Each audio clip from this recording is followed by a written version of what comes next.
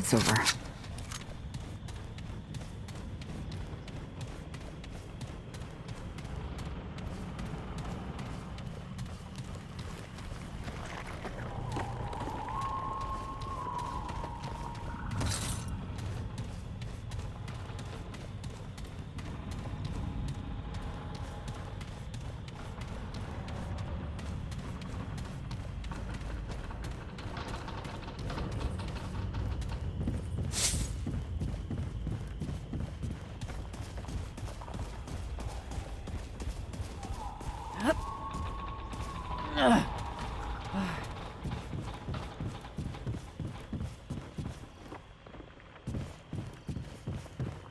Okay, this is it.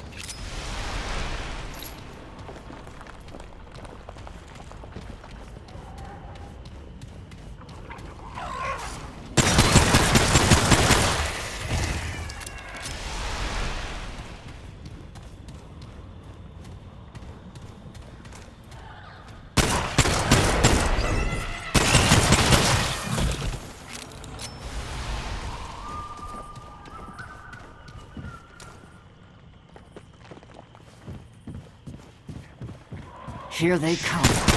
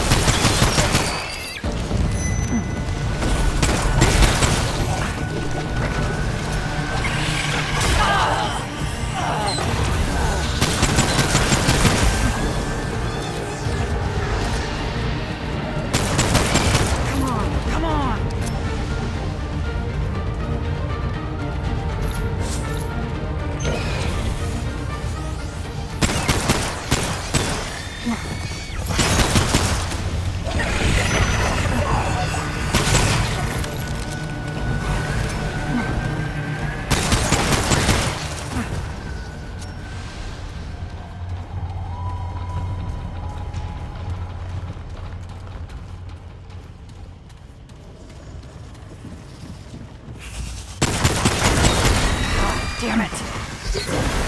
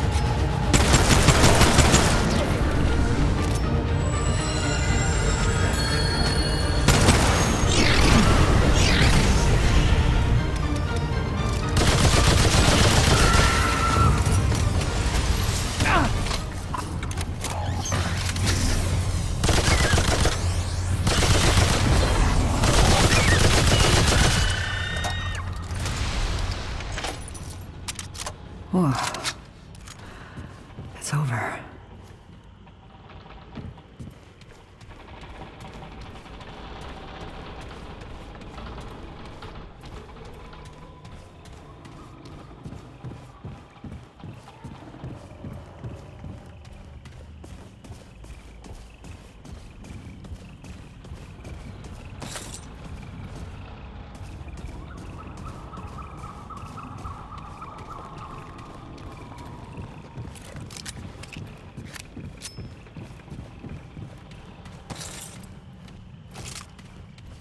Okay, this is it.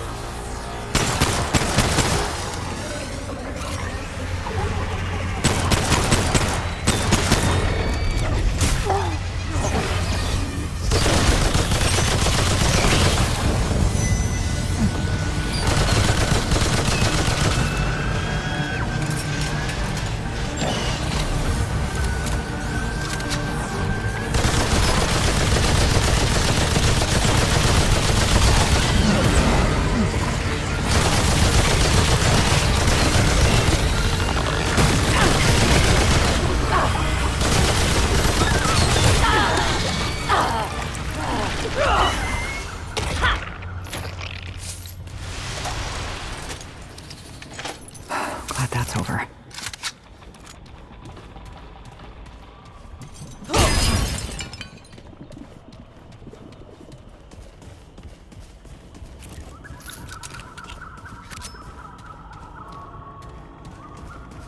No room for that.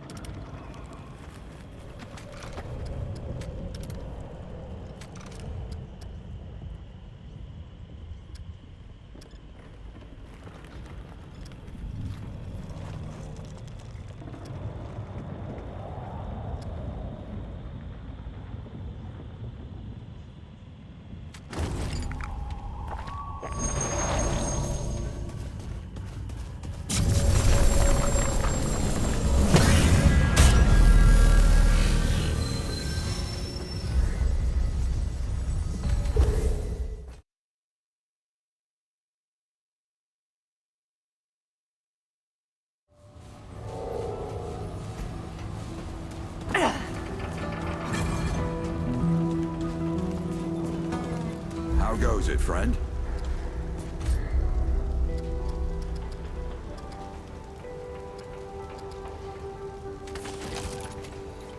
Be safe out there. How goes it, friend?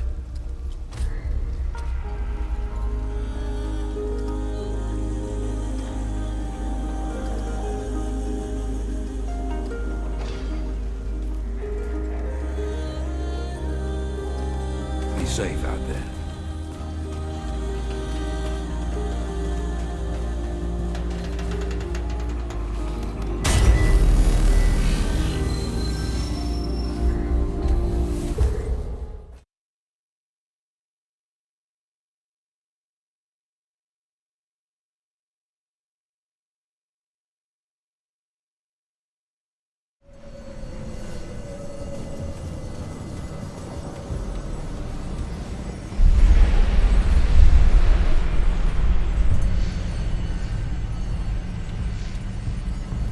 Okay.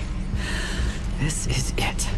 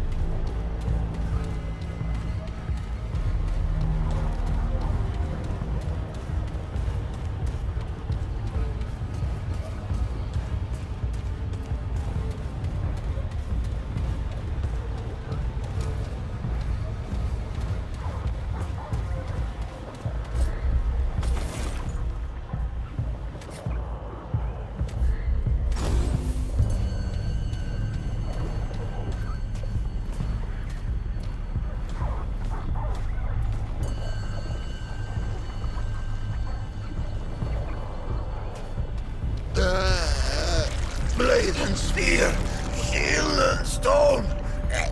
To arms! They come!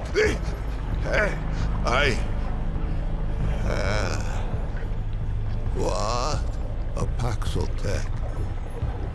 A terrible wonder, even for one who has seen many wonders.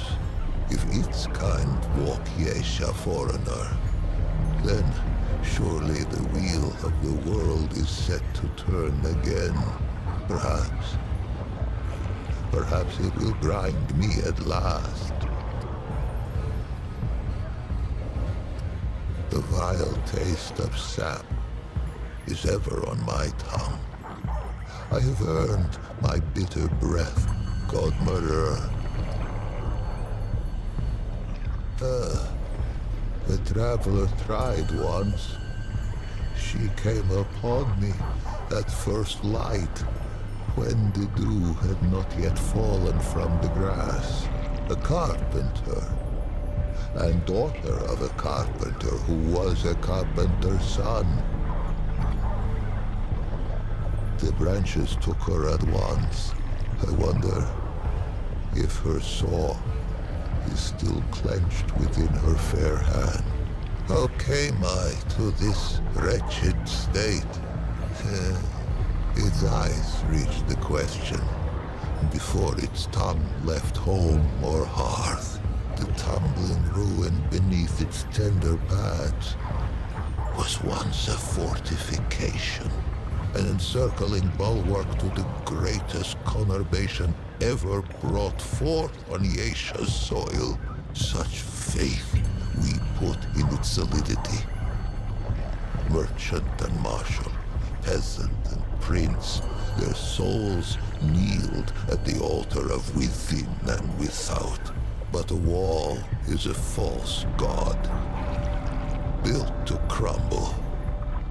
The only thing a wall ever truly divides is a fool from his wisdom.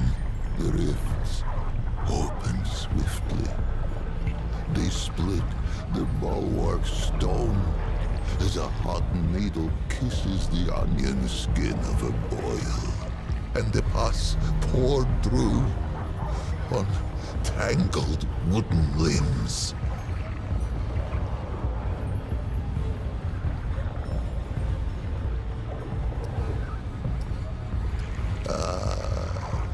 Teeming with life.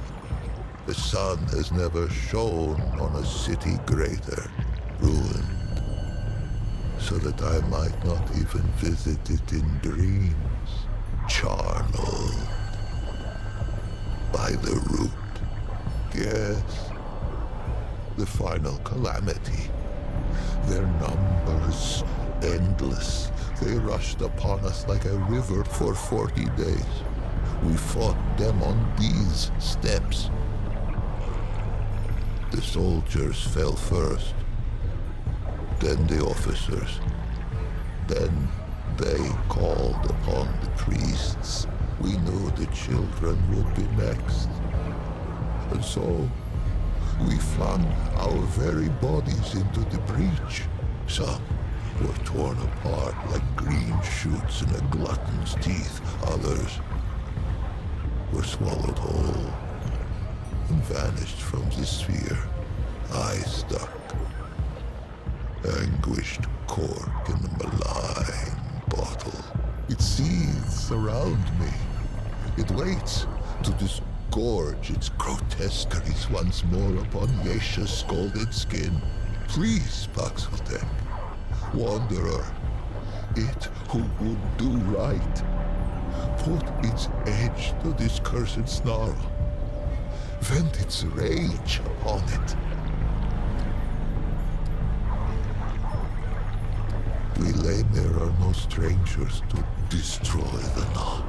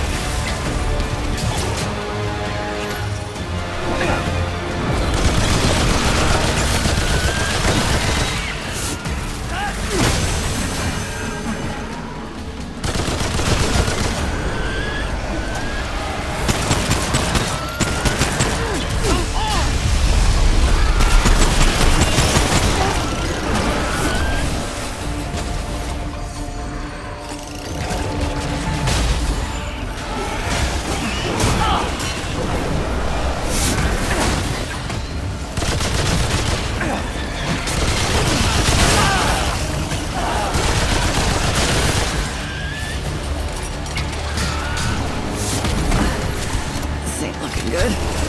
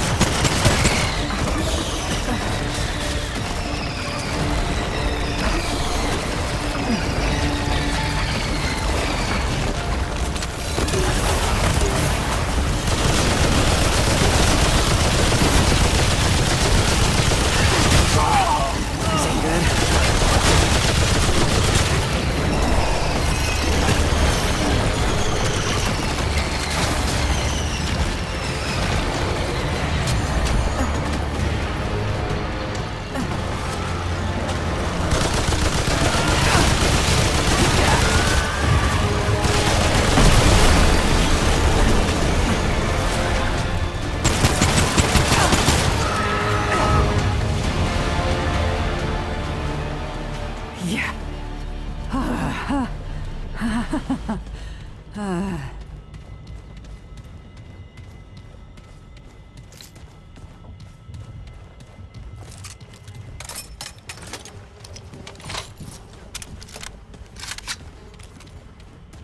Okay. Am I? Is this real? Or has insensate madness claimed me? Paxaltag. I have not tasted air unmixed with the foul humors of the tango in an age's age, nor dared I dream that I ever might again, much less feel the soft touch of good soil beneath my hooves, or the kiss of the wind on my free fur. Faithless, faithless have I been, and yet Paxaltec came, with war in its right hand, and temperance in its left. The Paxaltec came, and I am saved. Two-handed warrior. It has my allegiance, whatever may come. Paxaltec have a gift for death, this much is true, but they are not all destroyers. Perhaps if it fights with us, perhaps the root may yet be crushed under the wheel of time. Take this, though it be a relic of we lamer, stewards of death. Wield it in defense of life. No thanks is needed, for I owe it a debt unpayable. I think I shall linger here a while yet. Many are those who fell on these blood-soaked steps. No, some are now naught but bones. They each deserve the funerary rites of royalty. These I shall endeavor to complete with whatever time is left to me. If its road should ever wind this way again, grace me with a visit. There are yet tales of Yesha, I might tell it. On the contrary, it has been ages since I felt so very much alive. Let us first be properly introduced. Once I was called Lich, foremost of the Lamir. High priest of the dead. How I gloried in that title. Would that I had known the irony. A funerary priest of the deathless, the highborn, one who wraps the powerful in glory, and a Muslim who seals the secrets of the eternal empress with sweet seed oil and with night sap. We guarded the flesh of the great and sought their resurrection. Among these trusted sacred pan, I was the utmost. I relished the favor of her permanence.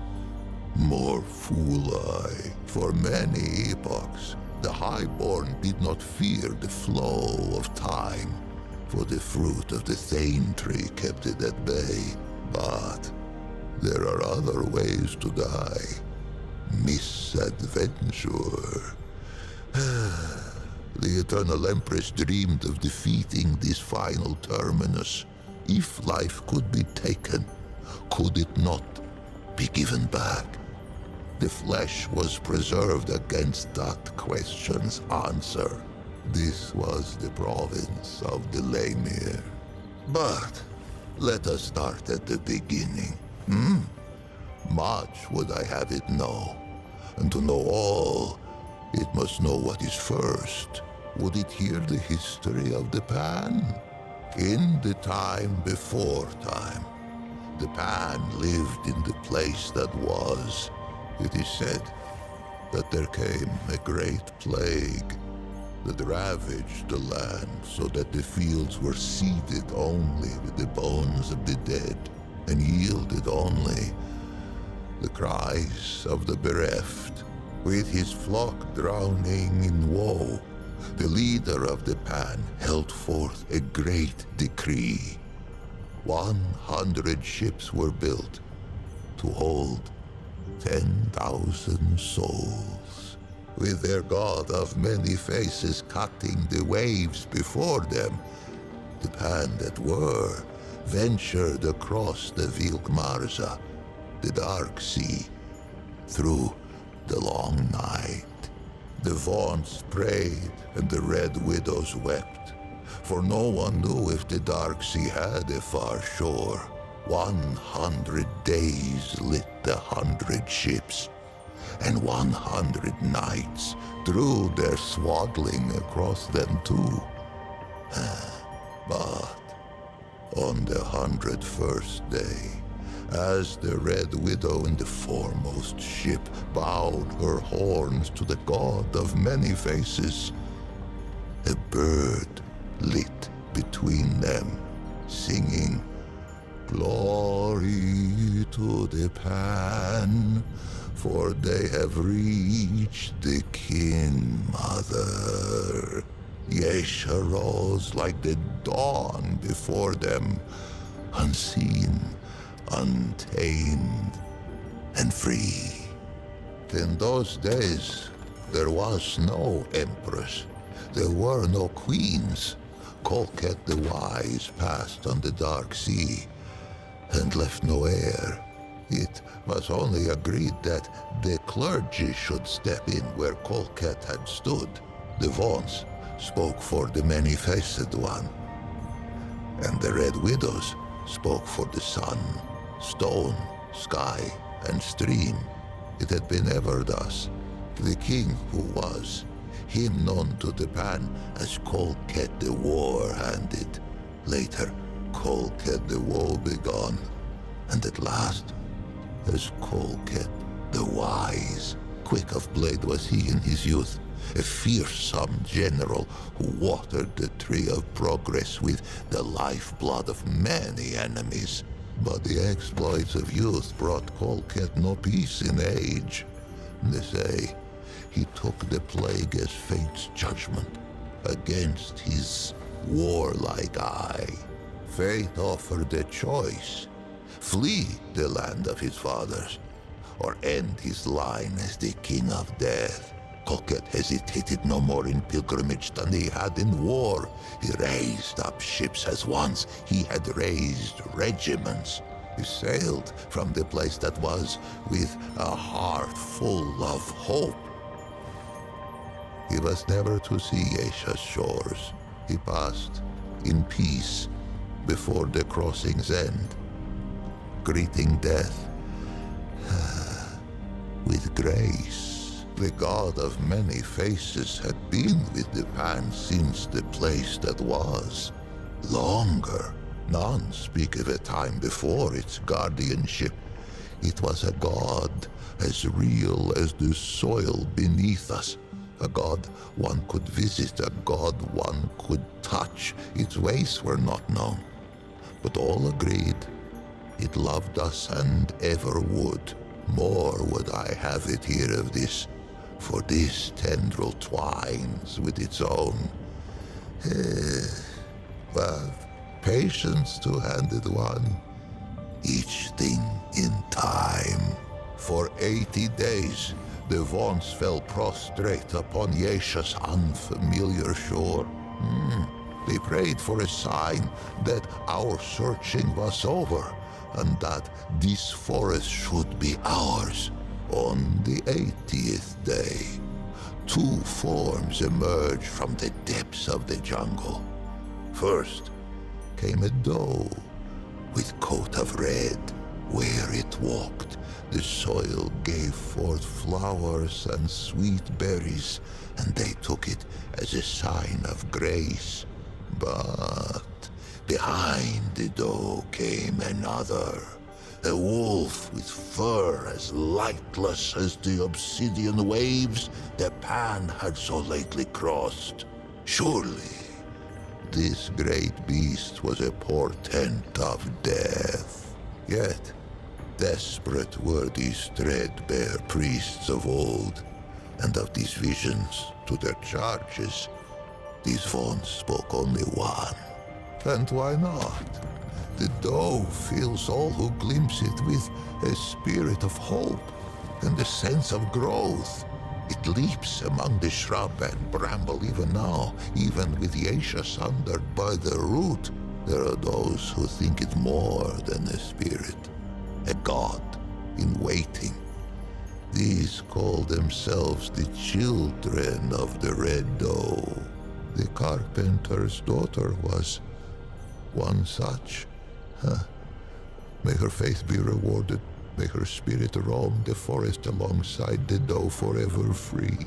Those who glimpse the doe often glimpse the wolf, for the latter seems compelled to pursue the former. Yet, to hear those early Vaughns tell it would be to hear of many different wolves in pursuit, and only one doe. A simple deception, but a far-reaching one. Modern Pan know the truth. What must it be to spend an eternity chasing that which one might catch but may not kill? For the wolf and the doe have often met, antler and tooth, hoof and claw. The doe may spill the wolf's blood, and the wolf may taste the doe's flesh, but never the other's life to take. Yesha itself forbids it. They say the chase has driven the wolf quite mad. With the assurance of the Vaughns, the Pan took to Yesha and she to us, and for a time there was stillness. Pan were born who had never known the land that was, nor the endless sea at their backs. One such was called Genus. She was but 15 springs when she felt the calling of the Red Widows, and not 3 more when she felt the touch of sickness. As Genus approached the door of death, she sought her sisters, for there were no lamer yet, and it was the Red Widows who ushered the Pan into the soil. But Genus's malady was known to the Widow Mother, to her, to the Elder Pan. It seemed the plague had found them again, even on this distant shore. Genus was shunned, cast out into the jungle, and her name was forbidden from Pan lips. None among them could have foreseen what would come next. Plague-ridden and scorned, the Red Widow Genus had been cast into the jungle to be forgotten. But fate had other plans. After many days in the jungle, Genus emerged. The Pan were humbled, for all signs of plague had been lifted from the young Genus, replaced by a regal gait none could deny. Fascinated, all assembled to hear her tale. And quite a tale it was. Genus spoke of a vision that had come upon her as she lay in the moss, gasping out her last. In her vision, the plagues had returned. Pan, young and old, wailed and keened and spat their last blood on Yesha's pristine sand. But then, when all seemed lost, a great tree rose out of the jungle, strange and wonderful, and heavy with luminous fruit. This tree, the Thane, she named it, gave all who ate of it a life unending. The Pan embraced it, and their glory stretched on for 1,000 epochs. Genus rose to power on this. A spire built of words by spreading her message of doom and salvation. The Red Widows were easy converts, inclined to believe their sister, and eager to spread her vision to all the Pan. In time, they held more sway than even the Vaughn's. It was a great shift. It would not be the last. Among the Red Widow's, genus was quickly elevated to Widow Mother. The crops flourished, and the villages spread. The jungle receded from the shore. It is difficult to say. Genus has had charge of her own legend for an age of ages. Suffice to say, there is enough truth to her vision for me to know her personally, though I was born some 30 mothers hence, and yet, in knowing her, I find its question impossible to answer. But we get ahead of ourselves, two-handed one. Many seasons passed, and Genus grew stooped and lined as all Pan before her had. In her 77th winter, Genus had another vision. The Thane called to her, and she told her people it was time to seek it out, for the calamity was imminent. 500 Pan were assembled to undertake the expedition. Genus herself, a contingent of Red Widows, a party from each of the villages. Many imagined they would never see their queen again. Those that lived long enough came to know the taste of those words. When Genus, now as young and beautiful as the day she first beat death, emerged from the jungle once more, with 49 immortals at her back, she had been reborn a second time, as an Empress Eternal.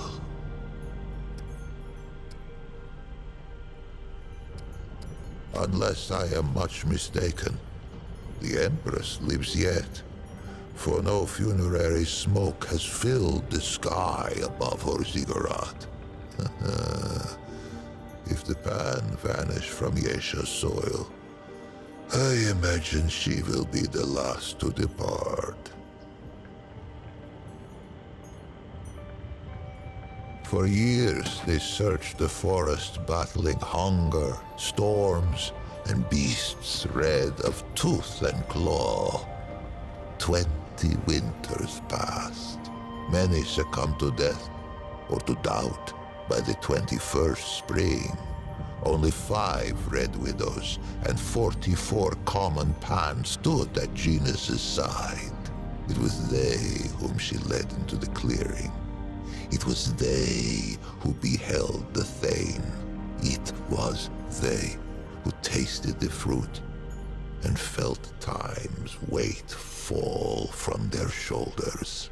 No plague has touched the Pan since, but calamity wears faces nearly as numerous as our god of old.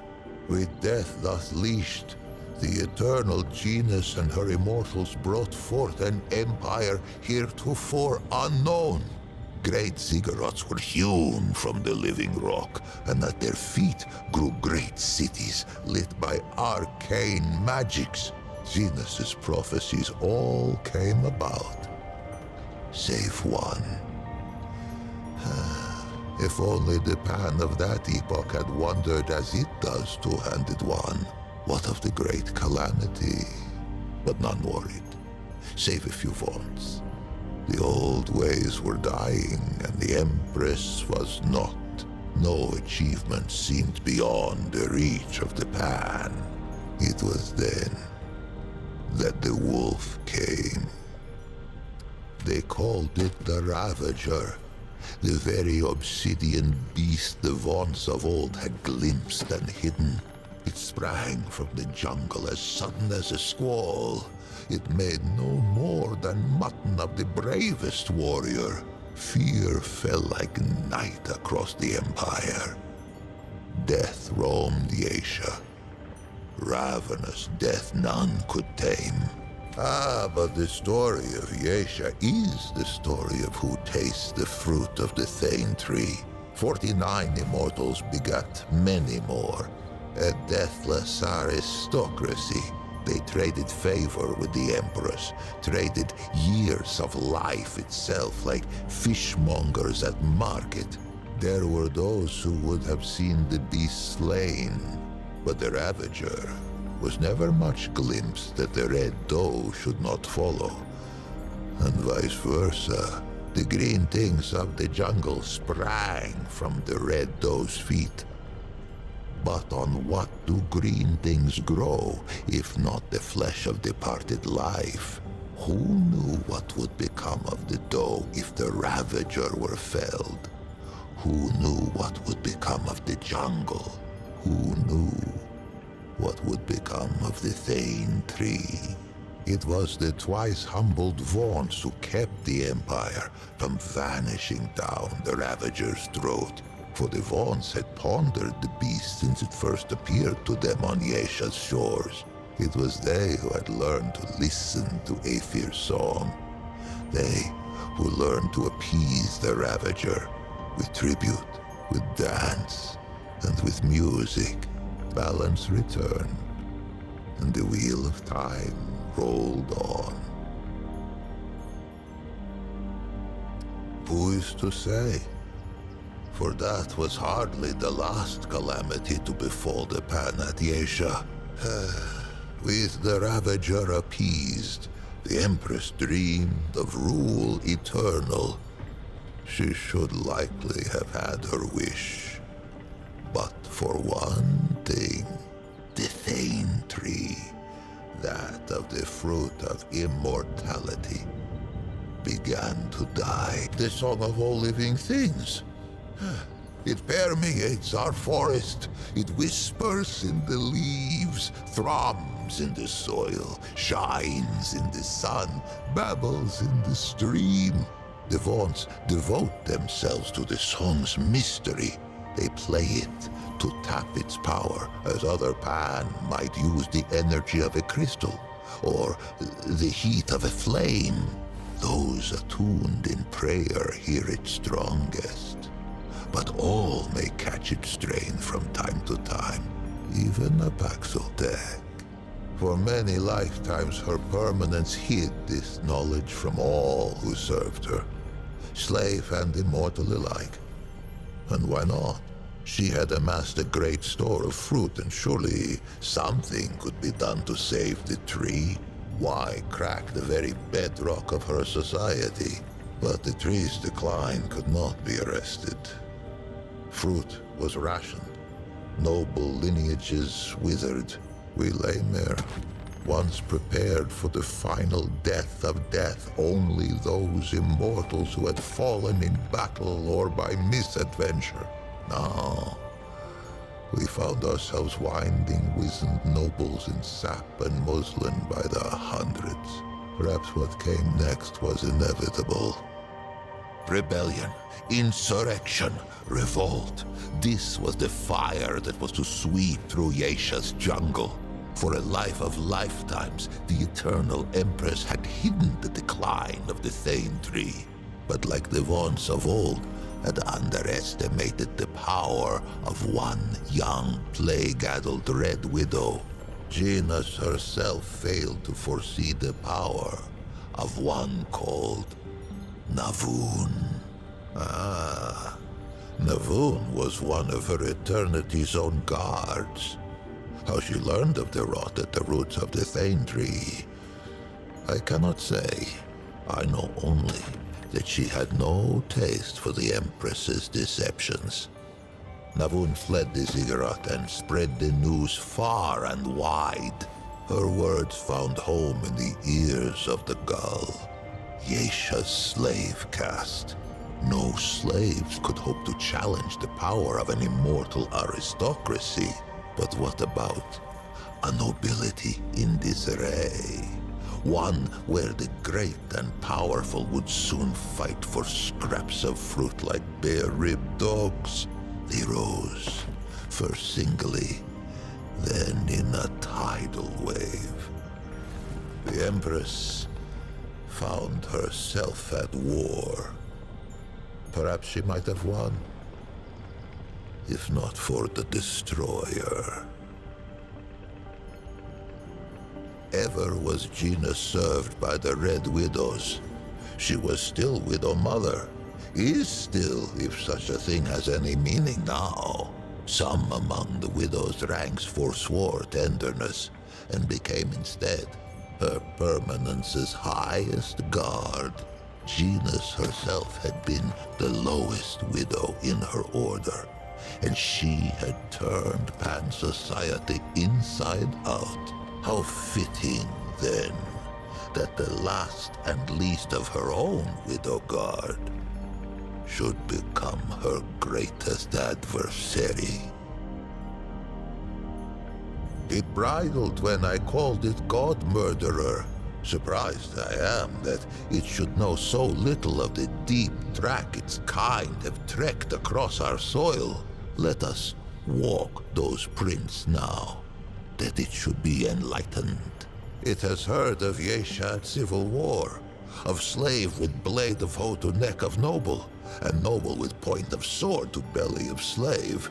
Into that tempest walked one of its kind, Paxotech. I cannot say why, though perhaps it might someday tell me from whence. Whatever its motive, hither came the Destroyer, even as the Pan turned their ravenous gaze toward the fruit of immortality. Our god of many faces remained satisfied with the scant worship of the vaunts and the commoners. It was an ever-present comfort, a guardian we scarcely thought of. The Destroyer, Paxotech, oh yes, its kind, drove its blade into the pure heart of our guardian. We knew not that it was the god of many faces who kept the root from this world. But in death, many faces' absence was soon felt. In a world already torn by war, where caste let blood of caste, there came reports of some new woe. Travelers spoke of twisted horrors on the road, but we who relished in the weight of this wall only scoffed. Who knew that the very air could rip, that the world itself could tear and spill like a wine-skin under hoof?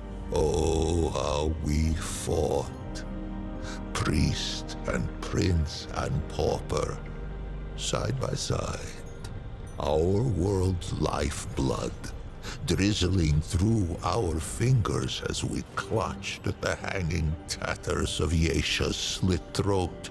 Most perished,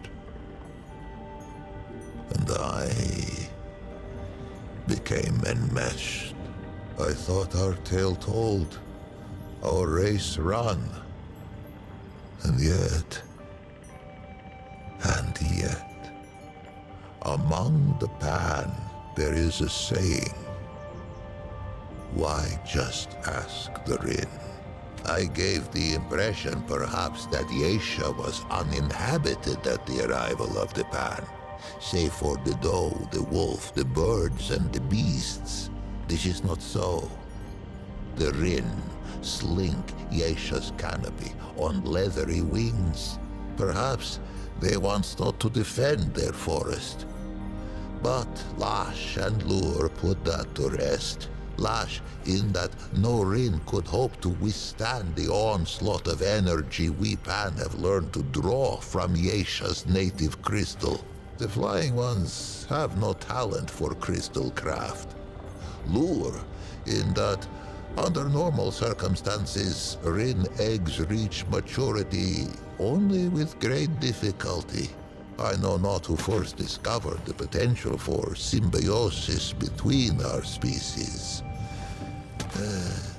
Only that it is a whimsical god indeed who sends the most precious resource one kind could hope to acquire out the hind end of the other. As sure as there is iron in the soil of Yesha, there is irony.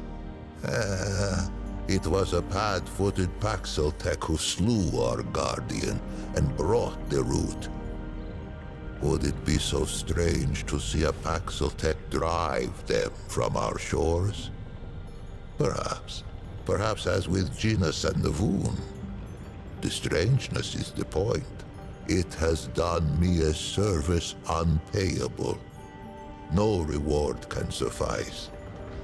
But perhaps, if it cannot be rewarded, it can be equipped. Kolket brought war, then wisdom. Its forebears brought the root, but its wisdom stayed the flames, that I might live beyond the hated knot. Take this now, as a token of my gratitude.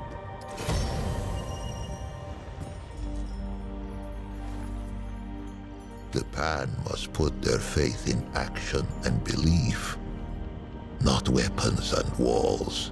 I forever owe it thanks, as shall the many souls scattered on these steps. To them I must tend. Be well, two-handed warrior. Be strange fate's agent.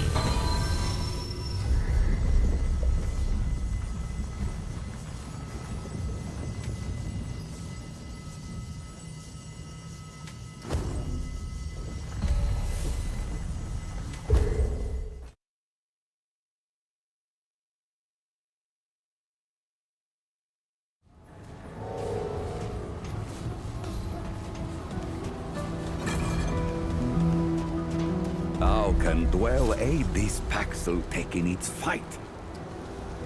Of course, Paxeltech.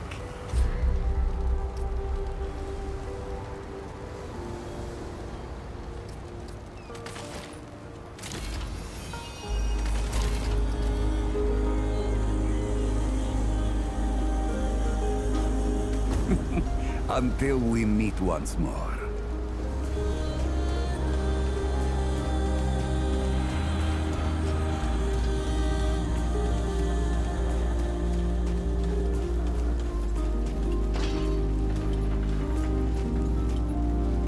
This better be good. All right, let's see what you've got.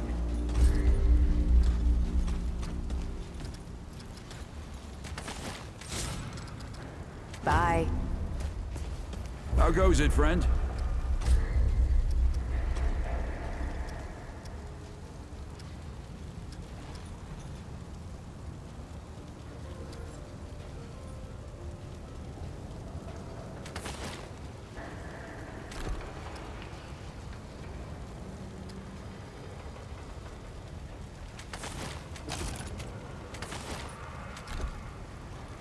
You know where to find me. What can I do for you?